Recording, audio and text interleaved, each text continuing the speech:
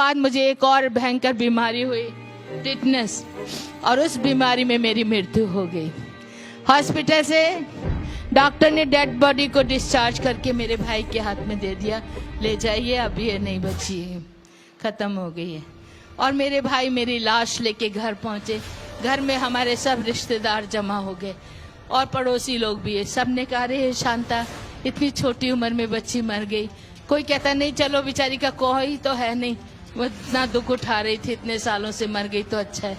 अब मरने के बाद दफनाने का इंतजाम, हमारे रिश्तेदार, मेरे ताए चाचा सारे कहते हैं इसको जलाएंगे, हमारी सरदारों की बेटी है, वहाँ ले जाएंगे। मेरे भैया ने कहा नहीं नहीं, मेरी बहन है, क्रिश्चियन है, यीशु को मानती है, हम क्रिश्चियन चर्च में लेके जाएंगे। दोनों में लड़ाई शुरू हो गई और चाचा लोग सब नाराज होके चले गए। उसके बाद मेरे भाई एक पादरी साहब के पास गए, दिल्ली के बिशप बने थे बाद में वो, पहले उस समय पादरी थे, पादरी एरिक विक्टर जोनाथन। उनको जाके, एंग्लिकन चर्च है, उनको बोला मेरी बहन को दफनाने के लिए आपके कब्रिस्तान में जगह मिलेगी। उन्होंने कहा हमारे यहाँ तो जिनका चर्च में मेंबरशिप होती है उनके लिए ही जगह होती है। मेरे भाई ने कहा चलो मेंबरशिप जो भी रहती है आप ले लो, मेरे बहन को अपने कब्रिस्तान में जगह दे दो, जो भी पैसा लगेगा मैं दूंगा। पादरी साहब हमारे घर आए, आके मेरी लाश को देखा। लाश को देखने के बाद कहते हैं इसको नहला पिला के ही तो कपड़ा डालेंगे, कफन ले जाएंगे कब्रिस्तान में, तो मैं ऐसा करता हूँ इसी में मैं बपतिस्मा भी दे देता हूँ, ताकि कोई पूछे तो मैं बता सकूंगा कि मैंने बपतिस्मा दिया। और उन्होंने हमारे घर में एक बड़ा वाटर टैंक था, उसमें बपतिस्मा भी दे दिया और कफन बॉक्स लेके आ गए, कपड़े सफ़ेद ला के मुझे पहना दिया गया और मेरी लाश को सजा के रख दिया। ये सब करते देखा बाद में, अरे बाप रे, टाइम तो हो गया, अभी तो कब्रिस्तान नहीं ले जा सकते, रात हो गई है, आज की रात लाश को ऐसे रहने देते हैं, कल सवेरे लेके जाएंगे। और ये कह के पादरी और उनके साथ आए चर्च के मेंबर दुआ करके चले गए। उनके जाते ही हमारे आस पड़ोस के लोग जो बैठे थे वो भी धीरे धीरे उठ के चले गए। मेरे ब्रदर साधु किशन सिंह अकेले थे और वहाँ पर उनको अच्छा नहीं लग रहा था, दुख भी लग रहा था, क्योंकि वो मुझे बहुत प्यार करते थे। मम्मी पापा के मरने के बाद मेरे भैया ने ही मुझे माँ का बाप का प्यार दिया था, वो ही मुझे पालते थे और उनको दुख भी लग रहा था। लेकिन कहते हैं आप क्या कर सकते हैं, जो हो गया हो गया, चलो अभी इस लाश के पास सारी रात क्या बैठूंगा, मैं भी थोड़ी देर सो लेता हूँ। और इतना कह के मेरे भाई ने क्या किया, अपनी बाइबल ली और मेरे सिर के पास रख दी और स्वयं जाके अपने बेड में लेट गए। लेटने से पहले उन्होंने कहा प्रभु जी जो कुछ तूने किया अच्छा किया है, आगे जो तेरी मर्जी है कर, मेरी बहन की आत्मा को तेरे हाथों में सौंप देता हूँ। जैसे ही उन्होंने प्रभु को समर्पण किया करके और जाके वो सो गए, उनके सोते ही प्रभु ने अपना काम शुरू कर दिया। हालेलुया। अचानक मेरे रूम में एक बड़ी लाइट आई और लाइट के बाद दो एंजल दो तरफ आके खड़े हो गए, मेरे बेड के एक इस तरफ एक इस तरफ। और उन एंजलों ने, एक ने मेरा ये हाथ पकड़ा, दूसरे ने ऐसे हाथ पकड़ा। मैं बड़ी हैरान, मैं ये क्या है, इतने बड़े बड़े स्वर्गदूत क्या करने जा रहे हैं। और वो मुझे उड़ा के इसी तरह उठा के स्वर्ग की ओर ले चले। हालेलुया। बहुत सुंदर लग रहा था वो दृश्य, बादलों पर इस तरह मैं चल नहीं रही थी, हवा में उड़ रही थी। हालेलुया। और वो स्वर्गदूत मुझे बहुत सुंदर जगहों से घुमाते, बहुत खूबसूरत बगीचों में से लेकर तरह तरह के फल फूल और बड़ी सुंदर सुंदर लाइटें, रोशनियां जो इस संसार की नहीं स्वर्ग की थी मैंने देखी। और वहाँ बहुत से लोग सफ़ेद वस्त्र पहने, सिरों पर सोने के मुकुट लगे, प्रभु की महिमा स्तुति आदर सम्मान कर रहे। उन लोगों ने मुझे देखा, सब खुशी से मेरा आदर कर रहे। मैं हैरान, अरे ये लोग मुझे जानते हैं क्या। और वो उनको देखते देखते फिर प्रभु का दास लोग, स्वर्गदूत लोग मुझे एक बड़े से सोना का भवन था उसके सामने ले गए। वहाँ की सड़कें भी सोने की थी और उस पर चलकर हम उस बड़े हॉल के सामने खड़े हुए जाकर, और हॉल का दरवाज़ा अपने आप खुल गया, वो भी सोने का दरवाज़ा। अंदर देखा तो बहुत रोशनी, पूरी लाइट से भरा हुआ था। और फिर लाइट को थोड़ा ऐसे करके अंदर जाके देखती हूँ, इधर भी 12 सिंहासन, इधर भी 12 सिंहासन, उन पे कोई बैठे हुए थे। बीचों बीच में एक बहुत बड़ा सोने का सिंहासन था और उस सिंहासन पे यीशु मसीह बैठा था। हालेलुया। और मुझे उनके सामने ले जाके खड़ा कर दिया गया। पवित्र पवित्र सामर्थ्य परमेश्वर, युगानुगन जीवता परमेश्वर, ऐसे तरह था कि मैं वहाँ पर प्रभु के दूतों के द्वारा उनकी महिमा को सुन रही थी। जब मुझे सामने प्रभु के चरणों में रख दिया, स्वर्गदूत मुझे रख के पीछे हट गए और प्रभु का हुक्म सुनने के लिए सब लोग शांति हो गए, ऐसे देख रहे थे। मैं नीचे पैरों को देख रही थी प्रभु के, और मेरा मन खुशी से झूम रहा था। अरे वाह, मैं कितनी भाग्यशाली हूँ, मुझे सीधा स्वर्ग में प्रभु के चरणों में आना पड़ा है। और उसी वक्त प्रभु ने मेरी तरफ देखा और कुछ बोलना चाहते थे, लेकिन मैंने सोचा मैं भी प्रभु का चेहरा पहले देखूं, और वैसे करके आंखें उठा के उनके चेहरे की ओर देखना चाहा, लेकिन उनका चेहरा नहीं देख सकी। वहां पर एक बड़ा सा सूरज चमक रहा था, हालेलुया। और उनके इतनी रोशनी थी कि मैं यीशु के मुखमंडल को नहीं देख पाई। लेकिन उसी वक्त एक बड़ा मीठी आवाज से प्रभु ने मुझे मेरा नाम लेके पुकारा, कहा, बेटी शांता, तुझे ये जीवन मैं वापस लौटाता हूँ। तू दुनिया में जा और जाके सबको बता मैं ही जिंदा खुदा हूँ और मैं बहुत जल्दी आने वाला। हालेलुया। ये था, मुझे प्रभु ने दोबारा जीवन दिया। अपना सिर, मेरे सिर पे प्रभु ने अपना हाथ रखा और मुझे नीचे की ओर धकेल दिया, और मुझे ऊपर से एकदम नीचे गिरना शुरू हुआ, और गिरते गिरते गिरते गिरते एकदम नीचे पहुंची। जैसे ही मैंने पैर जमीन पे रखे, आंखें खुल गई। आंखें खोल के देख रही हूँ मैं कहाँ हूँ, कहाँ आ गई। देखा तो वो मेरा ही बेडरूम था, लेकिन कैसे गिरी हूँ, कहाँ से गिरी हूँ। फिर ऊपर की तरफ देखा तो ऊपर आकाश खुला हुआ नजर आ रहा था, हालेलुया। पूरी हमारी छत खुली हुई और ऊपर से एक बड़ी लाइट मेरे ऊपर फोकस हो रही थी, जैसे कोई ऊपर से बड़ी लाइट जला के मेरे ऊपर चाहे वो कर रहा है, और वो स्वर्ग तक वो लाइट जा रही थी। और उसे देखते मैं जोर जोर से अपने भाई साधु किशन सिंह को बुलाना शुरू कर दिया, भैया जल्दी आओ, भैया देखो स्वर्ग खुला है, प्रभु जी मुझे वापस दुनिया में छोड़ के जा रहे हैं। उन्होंने मेरी आवाज़ नहीं सुनी। मैं उनके पास जाके उनको उठाया, भैया उठो, भैया उठो। मेरे भाई आंखें बंद करके बोलते, कौन है तू, कौन डिस्टर्ब कर रही। मैं क्या, मैं शांता। कहते, ले शांता तो मर गई है, उसकी लाश उधर पड़ी है, तू कौन है, अपना नाम बता। मैं क्या, भैया मैं मर गई थी लेकिन अभी जिंदा हूँ, क्योंकि यीशु मसीह ने मुझे जिंदा किया। उनको कहानी जैसी वो लगा, सपना जैसा लगा। मैंने कहा, आप आंखें तो खोलो, मैं इधर खड़ी हूँ। उन्होंने आंखें वैसे मल के मुझे देखा, और उस समय रोशनी नहीं थी रूम में, 4 o'clock मॉर्निंग, अर्ली मॉर्निंग का टाइम था। मेरे भाई ने जैसे मुझे देखा, वो सफ़ेद कपड़े ना कफन वाले पहने हुए थे, और उस कपड़ों से एक तरह की लाइट निकल रही थी, क्योंकि आत्मा का वो था मेरे ऊपर वरदान। और जैसे ही मेरे भाई ने मुझे देखा, वो डर के उठ के दूसरी तरफ जाके खड़े हो गए। कहते, तो रुक जा, तू शैतान है, भूत है, भूतनी बन के आ गई है, मेरी बहन मर गई है, भूतनी बन के आ गई है। वो कहते हैं, शैतान चली जा यहाँ से। मैं क्या, भैया मैं शैतान नहीं, शांता हूँ, आपकी बहन हूँ। लेकिन उनको विश्वास नहीं हो रहा। वो जल्दी से गए मेरे बिस्तर पे, जहाँ पे मेरी लाश पड़ी थी, वहाँ से चादर हटा के देखते हैं वाइट चादर है, लेकिन मेरा शरीर वहाँ नहीं था, मैं मतलब मेरा लाश नहीं है। वो मेरी लाश को ढूंढ रहे हैं इधर उधर रूम में। मैंने कहा, भैया आप वो क्या ढूंढ रहे हैं, मैं तो आपके पीछे खड़ी हूँ, मुझे देखो।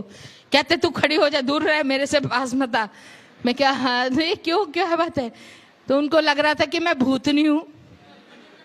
बाद में कहते, मैं छू के देखूंगा, क्योंकि भूत के तो शरीर नहीं होता है, उसको पकड़ो तो हाथ में नहीं आता है ना। तो उन्होंने कहा, मैं छू के देखूंगा। मैंने कहा, ये लो देखो। मैंने ऐसे हाथ कर दिया, मेरे भाई ने डरते डरते मेरा हाथ पकड़ा। हाथ पकड़ते ही उनके हाथों में मेरा उंगलियों का स्पर्श हुआ, और वो कहते, अरे सच में तू तो शांता ही है। मैं क्या, वही तो मैं कह रही हूँ, मुझे यीशु मसीह ने जिंदा किया है। इतना सुनते मेरे भाई उसी वक्त नील डाउन होके प्रभु का धन्यवाद करने लगे, और मैंने उनको सब बताया स्वर्ग में कैसे कैसे मैंने क्या देखा और प्रभु ने कैसे मुझे वापस भेजा है। वो कहते, मैं पादरी को जाके बता के आता हूँ, नहीं तो उन्होंने कब्र खुदवा देनी है।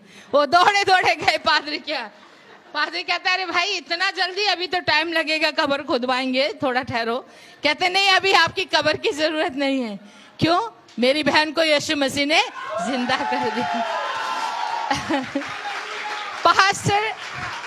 पास्टर बड़े हैरान होके मेरे भाई को देख के कहते, साधु जी आप रात को सो गए थे क्या? कहते, हाँ सोया तो था। हाँ, वही तो आपने सपना देखा होगा, कहाँ मरी हुई जिंदा हुई होगी।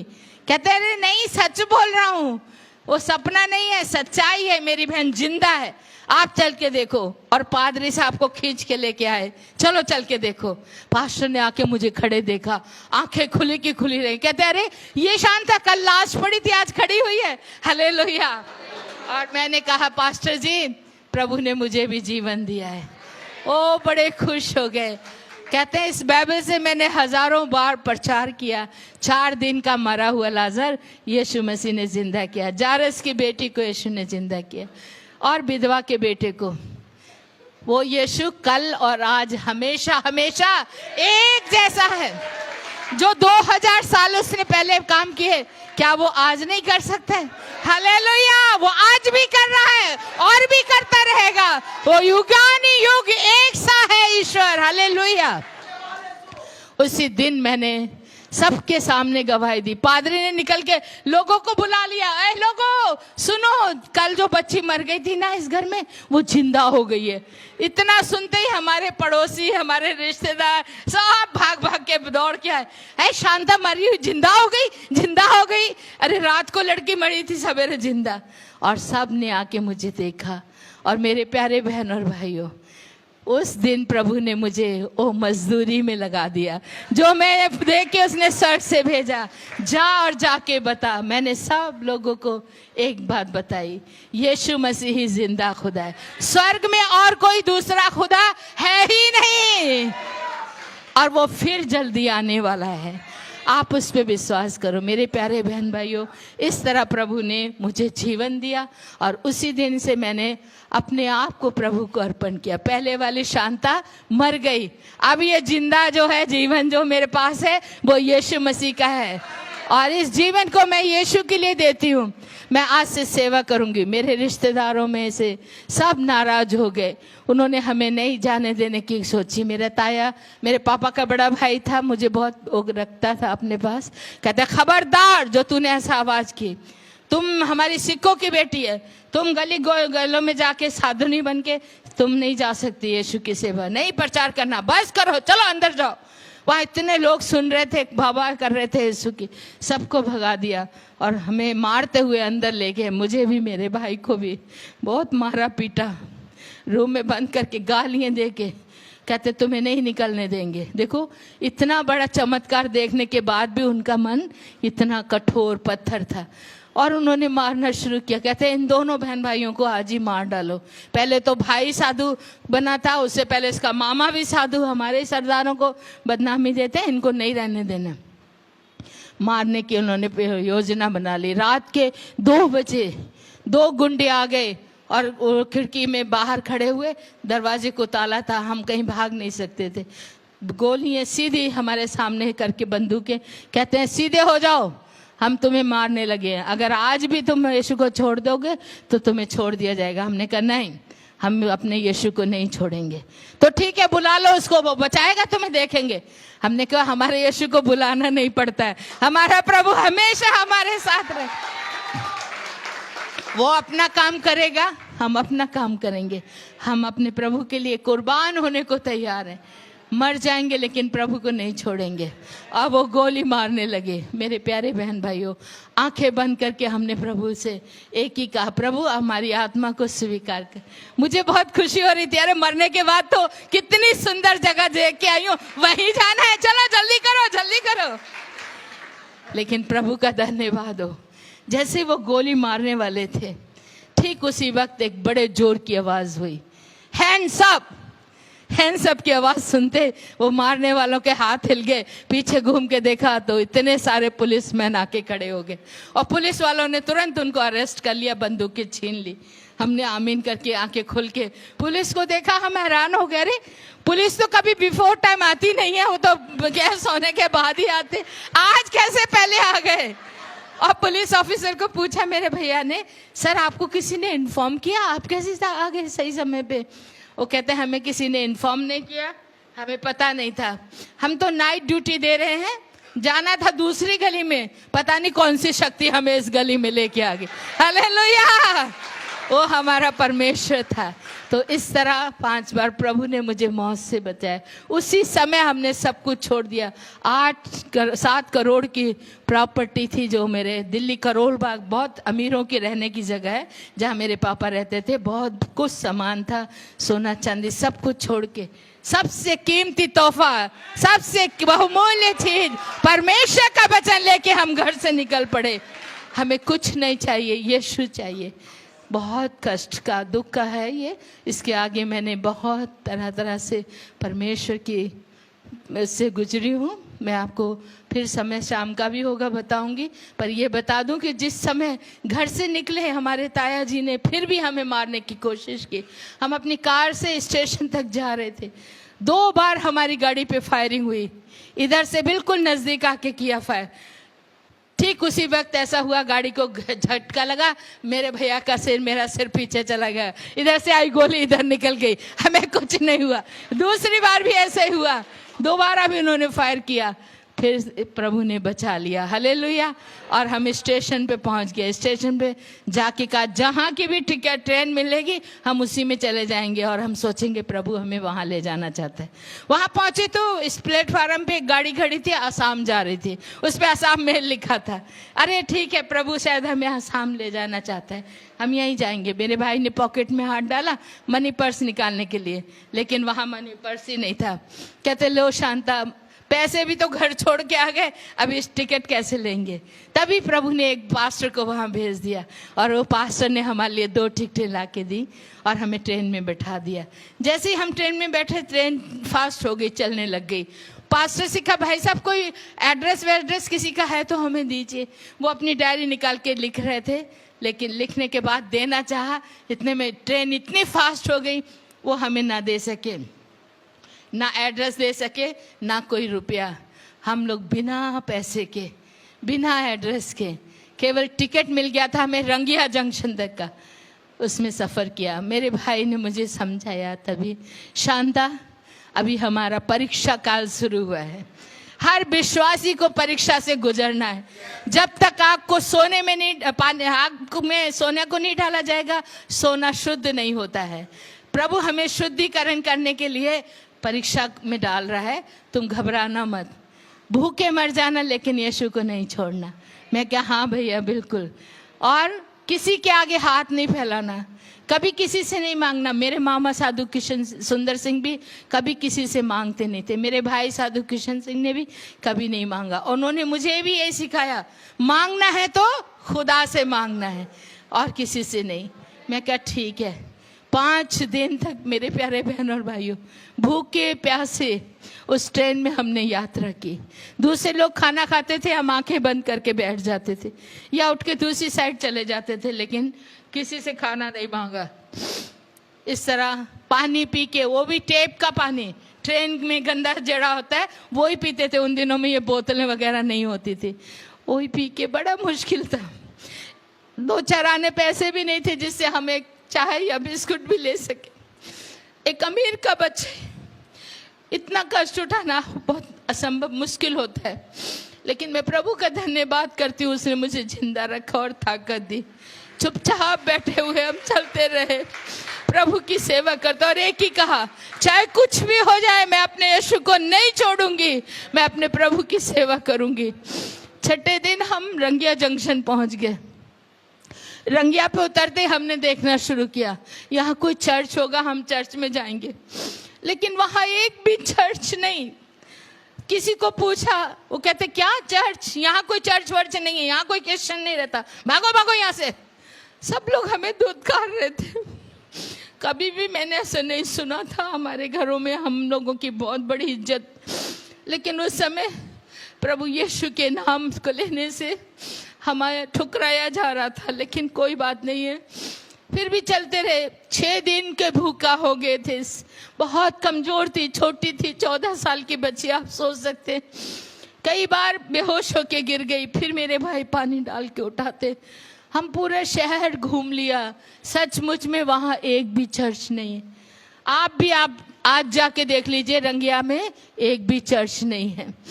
थक के हार के फिर स्टेशन पे आके बैठ गए, और स्टेशन पे बैठ के रो के प्रार्थना करते हैं, प्रभु जी तेरी क्या मर्जी है हम नहीं जानते, तू यहाँ हमें क्यों लाया है तू ही बता। जब हम प्रार्थना कर रहे थे, एक बंगाली बुढ़ा हमारे पास आके खड़ा हो गया और आके कहते, बंगाली में बोलता है कथे जावन काके बिसारेन, मतलब कहाँ किसको ढूंढ रहे हो, कहाँ जाओगे। तो मेरे भैया ने कहा यहाँ कोई चर्च या कोई क्रिश्चियन बंदा है। वो कहते एक है ना क्यों ना, मैंने यहाँ कोई नहीं है, यहाँ से दूर एक गांव है हरी सिंगा, वहां जा सकते हैं, वहां पर मिशन हॉस्पिटल है, मिशन स्कूल है, उधर ही क्रिश्चियन लोग रहते हैं और इधर कहीं भी नहीं है। जैसे सुना मेरे भाई को मुझे अच्छा लगा, ठीक है बड़ी बढ़िया बात है। कैसे जाते हैं? वो कहते हैं वो सामने टैक्सी खड़ी है, बस खड़ी है, वहां जाओ, वहां से सीधा बस लेके जाएगा। लेकिन बस में जाने के लिए हमारे पास पैसे नहीं है। मेरे भाई ने उनको कहा भैया कोई पैदल चल के जाने वाला शॉर्टकट है तो बताओ। कहते हाँ हाँ है ना, रेलवे लाइन के ऊपर चल के जा सकते। रेलवे लाइन के ऊपर? कहते हाँ। कितना होगा? नहीं ज्यादा नहीं है, 10 किलोमीटर ही है। क्या बोला? ज्यादा नहीं है, 10 किलोमीटर। जो घर में अमीरों के घरों में पले बड़े बच्चे, क्या जिनके पास कार है, 2-2 कारें मेरे पापा ने मेरे लिए मेरे भाई के लिए छोड़ी थी, कभी हम पैदल नहीं चले। 10 किलोमीटर। वो असम वाले क्या कहते हैं, नजदीक ही है, ज्यादा दूर नहीं है, 10 किलो पैदल, क्योंकि वहां वो लोग चलते हैं, हमसे तो चला नहीं जाता। मेरे भाई ने मुझे कहा चलो शांता हम जाएंगे। मैं क्या भैया बिल्कुल नहीं, मैं तो खड़ी भी नहीं हो सकती हूँ, 6 दिन की भूखी प्यासी और मेरे पैर छिल चुके थे। मैंने कहा नहीं मैं नहीं जा सकती, यहीं हम भूखे मर जाएंगे, लेकिन हम नहीं जाएंगे। मेरे भाई ने कहा हमारा यीशु जिंदा खुदा है, वो भूखे मरने नहीं देता है। शेर के बच्चे तो भूखे मर जाएंगे, लेकिन प्रभु अपने बच्चों को भूखे मरने नहीं देता। हालेलुया। और कहते आओ हम तेरे लिए प्रार्थना करेंगे। मेरे भाई ने मुझे खड़ा करके मेरे सिर पे हाथ रख के मेरे लिए प्रार्थना की, ऐ पिता मेरी बहन को शक्ति दे, ये कमजोर है, बच्ची है, ताकत दे कि हम उस गांव तक जाएं और तेरे लोगों से मिलकर तेरी महिमा कर सके। जैसे प्रार्थना हुई उसी वक्त आत्मा का अभिषेक उतरा। हालेलुया। और मैं उछलने लगी, एकदम मैं खड़ी हो गई। मैं कहा हाँ भैया अभी ठीक हूँ, चलो चलती हूँ, और चलना शुरू कर दिया। और कहाँ, वही रेलवे लाइन के ऊपर बड़े बड़े पत्थरों पर चल के, कांटे और बिच्छू भरे रास्तों पर, बहुत मुश्किल था। उसी सफर पर चलते जा रहे, चलते चलते कितनी बार मेरा पैर फिसल गया, गिर गए, कांटे चुभे पैरों में, पत्थर से कट गया, गिरते ही चोट लगी, हाथ पैर घुटने छिल गए, वहां से भी खून बह रहा है, सिर पे ट्रैक पे गिरी, ट्रैक लगा सिर पे, यहाँ से भी खून बह रहा था, पूरा खून ही खून बहता जा रहा था, और फिर भी मैं चलती जा रही थी। मेरे भाई ने मुझे देखा, मेरी आंखों से आंसू बह रहे थे। कहते शांता ये तो गलत कर रही है तू। मैं कि क्या, ये तेरी आंखों से आंसू क्यों निकल रहे? प्रभु का वचन में क्या लिखा है? याकूब 1 अध्याय 2 पद में लिखो, पर देखो वहां लिखा है, ऐ मेरे भाइयों जब तुम्हें तरह तरह की परीक्षाओं से गुजरो तो तुम क्या करना? आनंद मनाना। हालेलुया। मेरे भाई कहता है आनंद मनाओ, खुशी मनाओ, नचो ते गाओ। मैं क्या, इसी हालत में कौन गा सकता है, कौन नाच सकता है? मेरे भाई कहते हैं हम करेंगे, चलो हम लोग गाना गाते जाएंगे। मुझे उठाया, मेरे पैरों में बिल्कुल बहुत छाले पड़ चुके थे, जोंकें भी लगी हैं, वहां से हमें बहुत जोंकें होती है रास्तों पर, इतनी मोटी मोटी जोंकें, पूरा पैरों से खून बह रहा था। हम चलते जा रहे, हमारे खून के पैरों के निशान बनते चले जा रहे थे। साधु सुंदर सिंह मेरे मामा जी जब लद्दाख तिब्बत में गए थे, बर्फ के ऊपर उनके खूनों के पैरों के निशान, तो उनको ब्लीडिंग फीट अपोस्टल का नाम से जाना जाए। आज मैं और मेरे भाई कभी उसी रेलवे लाइन पर खून के निशान पड़े हुए हैं जहां से हम चल के गए। रात के 12 बजे जाके उस गांव में पहुंचे, बहुत मुश्किल था। पहुंचने के बाद एक घर को दरवाजा जाके खटखटा, भाई साहब दरवाजा खोलिए। बाहर क्रॉस का निशान था, इसलिए हमने सोचा एक जरूर क्रिश्चियन घर है। दरवाजे पे आवाज दी, नहीं खुला। फिर मैं चिल्लाई, aunty ji, mummy ji, please दरवाजा खोलो। फिर उनको ऐसा लगा रे कोई बच्ची की आवाजें खोलते हैं, नहीं तो आसाम में जल्दी कोई नहीं निकलता है, रात को सब डरते हैं, और कई आतंकवादी शक्तियां हैं वहां पर, अल्फा वगैरह, वो लोग रात को आते हैं, तो इसलिए मुश्किल था। मेरे भाई ने कहा भाई साहब दरवाजा खोलो। जैसे ही मेरी आवाज गई तो उन्होंने दरवाजा खोला, और दरवाजा खोल के वो दोनों हस्बैंड वाइफ दरवाजे में आ गए। आते ही कहते हैं कौन है आप, कहाँ से आए हैं? मेरे भाई ने कहा मेरी बहन शांता, मैं साधु किशन सिंह, हम लोग साधु सुंदर सिंह के भांजा और भांजी हैं। जैसे ही बोला साधु सुंदर सिंह के भांजा भांजी हैं, उस भाई ने तुरंत मेरे भाई को गले लगा लिया, और उस माँ ने मुझे, अरे साधु सुंदर सिंह के रिश्तेदार, आइए आइए, आपका स्वागत है, अंदर आइए। और अंदर ले जाके उन्होंने लाइट में रोशनी, मतलब लालटेन की रोशनी में, जब हमारे पैरों को जख्मी देखा, शरीर में जगह जगह खून बहते देखा, वो कहते क्या हुआ, किसी ने मारा पीटा? हमने कहा नहीं, हम लोग पैदल चल के आए। कहाँ से? रंगिया से हरिसिंगा तक। बाप रे, इतना मुश्किल रास्ता, आप लोग कैसे बच के आ गए? हमने कहा हमारा यीशु लेके आया, हालेलुया, नहीं तो हमें आना मुश्किल था। उन्होंने गर्म पानी से हमारे पैर वगैरह धोए, दवाई लगाई। बाद में वो माँ मुझे कहती, बेटी कुछ खाना खाया तुमने? मैं कहा नहीं, खाना नहीं खाया। कब से नहीं खाया? मैं क्या आज 6 दिन हो गए। क्या 6 दिन से खाना नहीं खाया? मैं कहा 5 दिन ट्रेन में थे, कुछ नहीं मिला, आज रंगिया जंक्शन पे पूरा भूखे पड़े रहे। वो सुन के रोने लगे, कहती मैं अभी खाना बनाती हूँ। हमने कहा अभी रात के 2 बज गए, 2:30 बज गए, अभी रहने दो, कल सवेरे खाएंगे। वो कहती नहीं, मैं अभी बनाऊंगी। उसी रात को उस बहन ने खाना पका के हमें खिलाया, हालेलुया। इस तरह वहाँ आसाम में हम पहुँचे, और प्रभु ने हमें वहाँ पर बहुत जगह जगह पर बड़े दुखों के बीच से निकाल कर वहाँ पर हमारी सेवकाई को बढ़ाया। अभी भी हम वहीं हैं, और वहाँ पर हमारे पास अभी प्रभु ने एक आश्रम दिया है। भाई राय जाके देख कर आए हैं, और यहाँ से और भी 2-3 लोग गए, हमारे आश्रम को देखा। आज प्रभु ने हमें सब कुछ दिया है। मत्ती 6:33 में लिखा है, पहले परमेश्वर की राज और धर्म की खोज करो तो तुम्हें सब कुछ दिया जाएगा। तो मेरे प्यारे बहन और भाइयों, उस परमेश्वर ने बड़ी बड़ी संकट मुसीबतों से हमें बचाकर यहाँ तक लाया है, और आगे भी वो ही चलाएगा, क्योंकि वो जिंदा खुदा है, हालेलुया।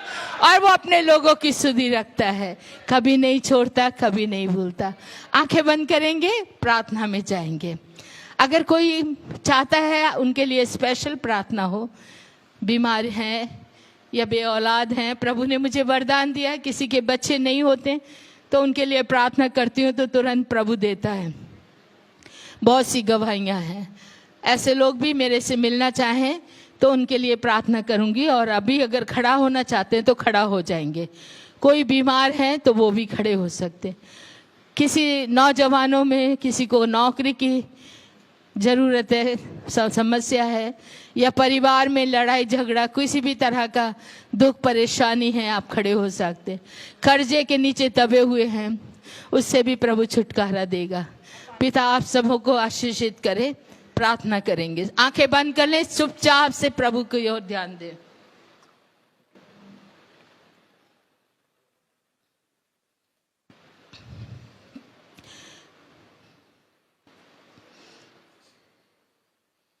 आइए हम आंखें बंद करेंगे और प्रभु से प्रार्थना करेंगे। इन सभी विषयों के लिए स्पेशल प्रार्थना, मेरे बाद में फिर पास्टर आएंगे, वो प्रार्थना करेंगे। Hallelujah, hallelujah, hallelujah. सर्वशक्तिमान सृष्टिकर्ता पिता परमेश्वर, स्वर्ग और पृथ्वी का अधिकारी, हर तरह के अधिकार प्रभु आपके हाथ में सुरक्षित हैं, और आप हर तरह के दुखों से छुटकारा देने वाले, जीवन देने वाले, मुक्ति देने वाले, शांति देने वाले, पापों से क्षमा देने वाले, चंगाई देने वाले, जीवित समार्थी परमेश्वर।